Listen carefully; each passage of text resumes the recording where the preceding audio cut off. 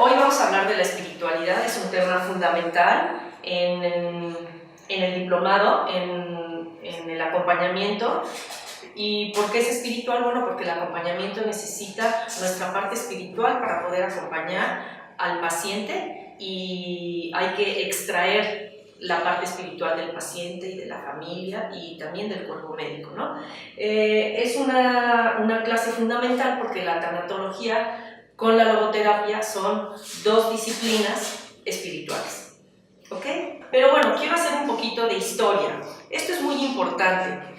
En Viena, donde nació la logoterapia, donde nació Viktor Frankl, también nació Freud y también nació Adler. Esas son las tres escuelas que se fundaron, que se desarrollaron en Viena. Freud, con el psicoanálisis, fue la primera escuela en psicología.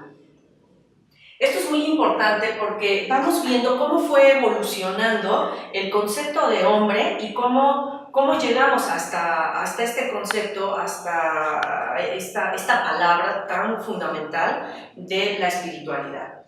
Entonces, desde Freud, él dice que todos los actos humanos tienen que ver con toda la parte condicionada en la que estamos.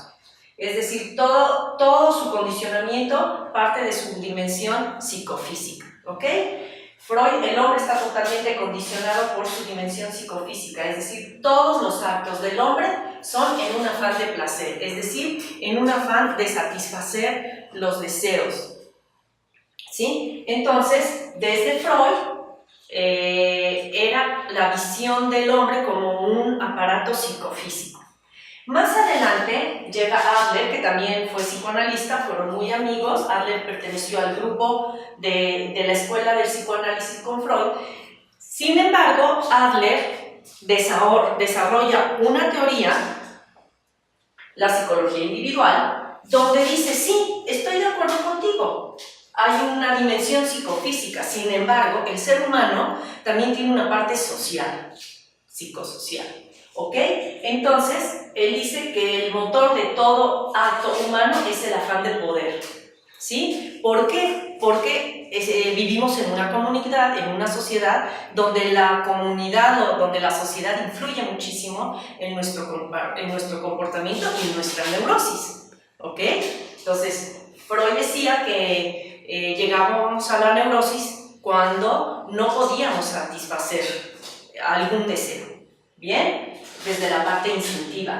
Luego Adler dice, sí, pero también el hombre llega a la neurosis por ese afán de poder, porque estamos en esa competencia, en una comunidad, en una sociedad.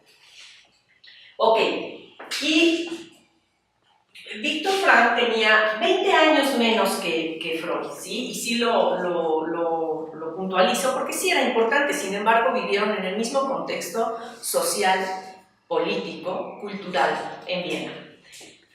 ¿Qué hace la logoterapia? La logoterapia es la tercera escuela de psicología en Viena. Y ella, ¿qué llega a hacer la logoterapia? La logoterapia llega a rehumanizar todo esto. La logoterapia los incluye, porque la logoterapia es incluyente, dice sí, efectivamente, el ser humano es tiene una dimensión psicofísica, tiene una dimensión social, psicosocial. Sin embargo, el ser humano también tiene una dimensión espiritual. Y es ahí donde, dice Viktor Frankl, es ahí donde el ser humano llega a la neurosis, pero no es una neurosis como estas, es una neurosis espiritual, nógena, ¿sí? ¿Cuándo? Cuando el hombre se encuentra en un sinsentido de la vida, en un vacío existencial. Entonces, bueno, pues hago un poquito de historia porque es muy importante cómo el concepto de ser humano se fue expandiendo, ¿ok? Bien.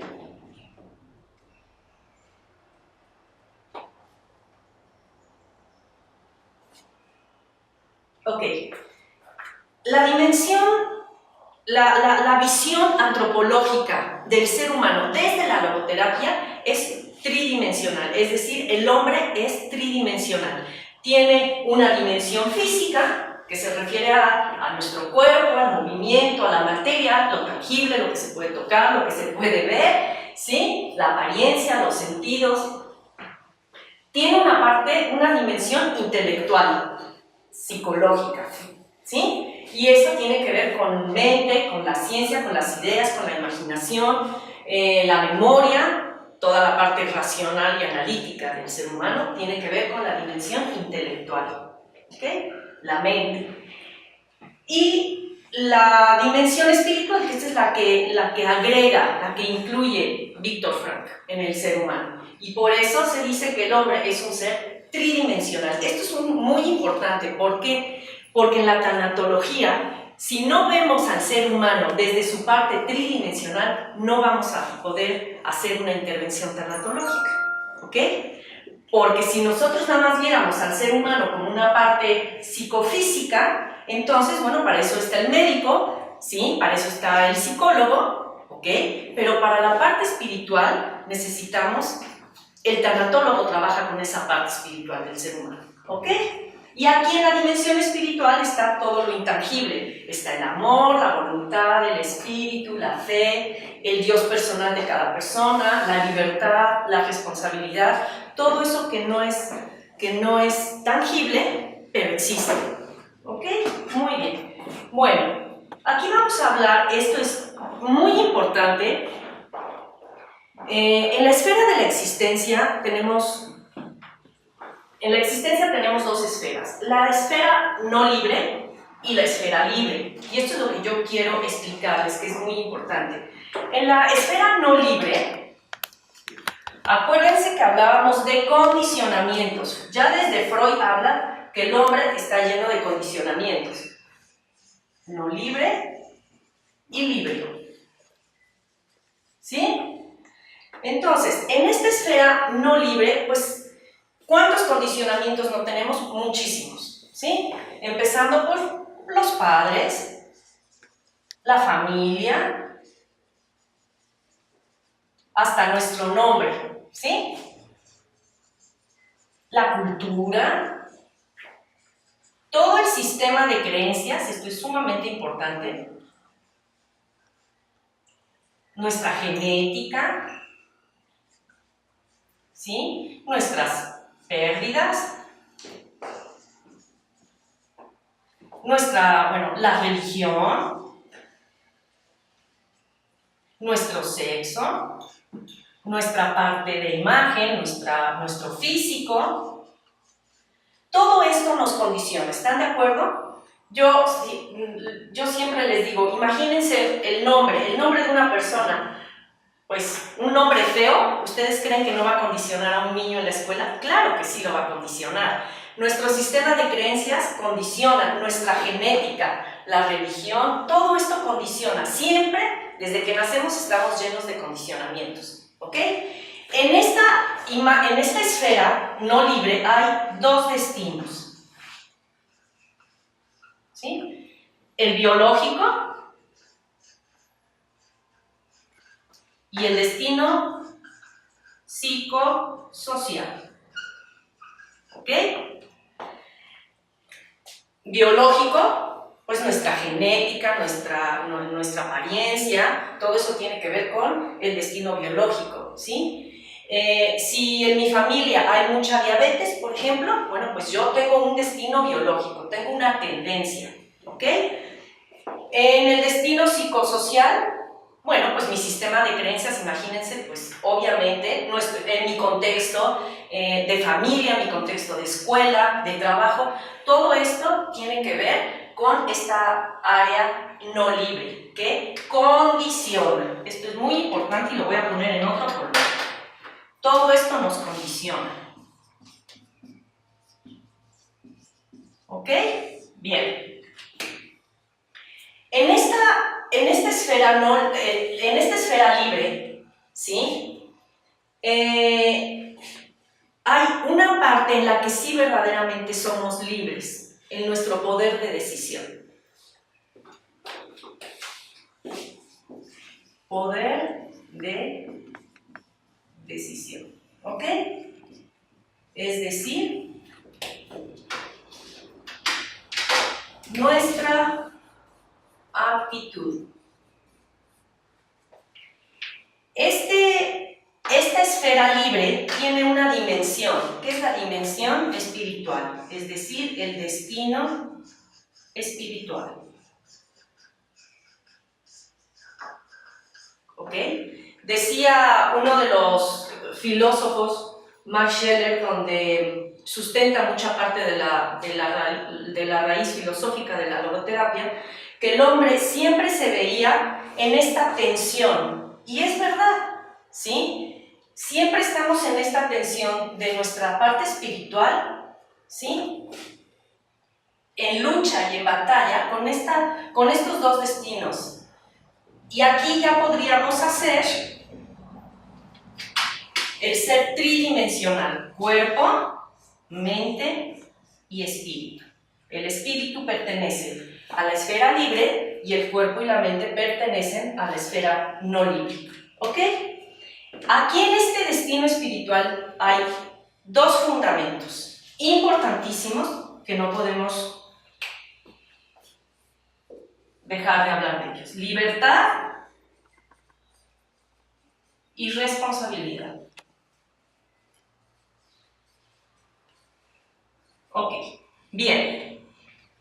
¿Y cómo se va a manifestar? Por eso somos seres tridimensionales, donde no podemos dejar a un lado una de las dimensiones. La dimensión espiritual, ¿cómo se va a manifestar? ¿A través de qué? Pues se va a manifestar a través de mi cuerpo y de mi mente. Es decir, necesito las tres dimensiones. La espiritualidad, ¿sí?, agarra de la mano al cuerpo y a la mente. Por eso somos seres tridimensionales. No puede ir una dimensión sola. Necesitamos las tres. ¿Ok? Bueno, para que ustedes lo entiendan muy bien, yo siempre pongo la analogía de una melodía. ¿Ok? ¿Qué se necesita para que una melodía la podamos escuchar? Bueno, pues se necesita al músico y se necesita al instrumento. ¿Ok? Pues esa es la espiritualidad: necesita el cuerpo y necesita la mente para ser manifestada. Si el músico se enferma, no va a poder tocar el instrumento y no va a poder salir la melodía. Si el instrumento se rompe, ¿sí?, no va a poder tocar el músico y no va a poder salir la melodía. Se dice que el cuerpo se puede enfermar, ¿sí?, en este caso el músico, el instrumento se puede desafinar, se puede romper, sin embargo la melodía siempre va a estar, pero necesita de esos dos instrumentos para ser escuchada. ¿Ok? Muy bien, bueno, entonces eso es. Lo espiritual tiene dos aspectos. Uno, que constituye una de las dimensiones, porque ya dijimos que somos cuerpo, mente y espíritu. Y la otra, la manifestación de esta. ¿Cómo la vamos a manifestar? Pues a través del músico, que somos nosotros, y el instrumento, que es nuestro cuerpo y nuestra mente. Bien. Esto es bien importante. ¿Cuál es el lenguaje, el idioma de la espiritualidad? Es la libertad. Yo siempre les digo a mis alumnos, ya no nos hagamos bolas, no nos hagamos tontos también, ¿sí? La espiritualidad tiene dos componentes: la libertad y la responsabilidad. Esto es lo que es nuestro. Esta es nuestra decisión. Esta no es heredada ni nada. Esta es solo nuestra. Y les voy a poner un ejemplo para que lo entendamos perfectamente bien. Yo me llamo María Estela Córdoba Arredondo. ¿Ok? Bien. Este Córdoba Arredondo, ¿sí?, pertenece a esta esfera no libre. ¿Ok? Mi Córdoba Redondo tiene que ver con todos estos condicionamientos. ¿Están de acuerdo? Es la parte heredada, la que no elegí. Sin embargo, Estela, yo, ¿sí?, pertenece a esta dimensión. ¿Sí? Yo pertenece a esta dimensión. Yo soy libre y responsable de mis actos. ¿Sí? Por eso hablamos de que la libertad es el lenguaje de la espiritualidad. ¿Ok? Muchas veces tenemos que elegir algo, vamos a definir qué es espiritualidad. Bueno, la espiritualidad, acuérdense que tiene dos componentes, que es la libertad y la responsabilidad. La libertad es una manifestación propia del ser humano, ¿ok? Y es la que determina nuestros propios actos. ¿Qué es la libertad? Es la capacidad de elegir, ¿sí? Por eso, yo soy libre de elegir. Yo puedo elegir una u otra cosa. ¿Y por qué este concepto de libertad es muy difícil y muy complejo, aunque parezca que es muy fácil? Libertad no quiere decir que podemos hacer lo que queremos. Es totalmente lo contrario. Precisamente por eso decía Scheller que el hombre siempre está en esa tensión, porque la libertad tiene que ver con valores. Y muchas veces lo que tenemos que elegir, lo que debemos más bien, no tenemos, lo que yo debo elegir para mí, ¿sí? Es algo que no quiero o que no deseo, pero que lo debo de hacer por mí, ¿sí? Por eso es tan difícil el concepto de libertad. Ok, la responsabilidad. La responsabilidad, ya decía Víctor Frank, que en Estados Unidos, en Nueva York, junto a la imagen de la libertad se debía de haber puesto la imagen de la responsabilidad, la escultura, la estatua de la responsabilidad. No podemos ser libres si no somos responsables, siempre va a ir. Cosa que elijamos, que estamos eligiendo todos los días, tenemos que asumir la responsabilidad de nuestros actos. Esta es una parte de esta raíz filosófica de la logoterapia, y todos los filósofos existencialistas hablan de eso, de la responsabilidad. La responsabilidad tiene 3 puntos muy importantes. Responsabilidad es responder. ¿A quién le voy a responder? Principalmente voy a responder a mí misma, ¿sí? Yo voy a ser responsable de lo que yo elijo. También le respondo a mi Dios personal, a esa parte superior y divina que hay dentro de mí. También tengo que responder. Y a unos terceros también, al otro tengo que responder. Yo les pongo un ejemplo. Bueno, yo hace muchos años quedé viuda. Yo tuve la libertad de elegir si me quedaba en los condicionamientos, ¿sí? En la postura de víctima, de tristeza, o salía adelante. Pero aquí en esta responsabilidad se las pongo como ejemplo para que se entienda perfectamente bien.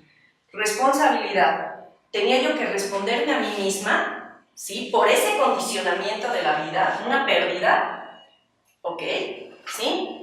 Tenía que responderle a mi ser superior, a mi ser divino, al Dios personal de cada uno, ¿sí? Sin embargo, también tenía yo que responderle a mis hijos, ¿ok? Por eso la responsabilidad va a 3 partes. Siempre hay otro al que yo tengo que responderle. ¿Bien? ¿Vamos bien? Ok. Ahora, ¿cómo le vamos a hacer para trabajar esta libertad y esta responsabilidad? Hay 2 maneras. La primera, la logoterapia habla mucho de la conciencia. ¿Cómo vamos a despertar esa conciencia en nosotros? A través del autodistanciamiento. Este es un tecnicismo, esta es una palabra muy técnica de logoterapia, váyansela aprendiendo. Autodistanciamiento. ¿Qué quiere decir? Son 2 destrezas únicas del hombre, capaces de elevarnos, es donde vamos a evolucionar, a hacer conciencia de mí mismo. Es decir, se refiere a la capacidad humana de alejarse de sí mismo y observar su propio ser, o su propio yo, y los síntomas externos. Es decir, es como si yo me pusiera en un espejo. ¿Qué veo en ese espejo? Es como si yo estuviera en un teatro y la actriz principal soy yo, pero también estoy en una butaca y me estoy observando. Esa es la conciencia. Ese es el autodistanciamiento. ¿Cuántas veces se va por la vida echándole la culpa a todo el mundo? Y no podemos vernos en qué estamos fallando nosotros, ¿sí? Ese es el autodistanciamiento, que tiene que ver obviamente con mi libertad y con mi responsabilidad.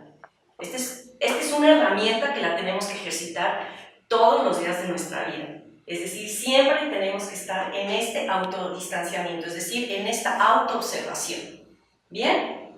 Y luego, esta autoobservación, esta libertad y esta responsabilidad nos va a llevar a trascender, ¿sí?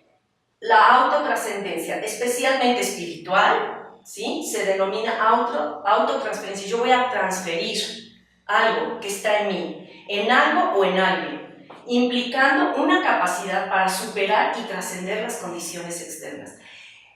Esto es fundamental. En tanatología siempre vamos a trabajar con la trascendencia del paciente, con la trascendencia del sufrimiento de la familia, ¿ok? Entonces, el cómo, a través del autodistanciamiento, muchas veces tenemos que trabajar con el paciente a través de que despierte su conciencia de su enfermedad, por ejemplo, ¿sí? De su conducta, de sus asuntos pendientes. Todo eso tiene que ver con autodistanciamiento, trascendencia, sobre todo del sufrimiento. Hay que darle un sentido al sufrimiento y hay que darle un sentido a la vida, ¿sí? Y bueno, van a escuchar después un video que se llama Las 4 leyes de la espiritualidad y va a haber una dinámica. Y bueno, yo espero que hayan entendido. Cualquier cosa, pues estamos a sus órdenes para explicaciones posteriores. Gracias.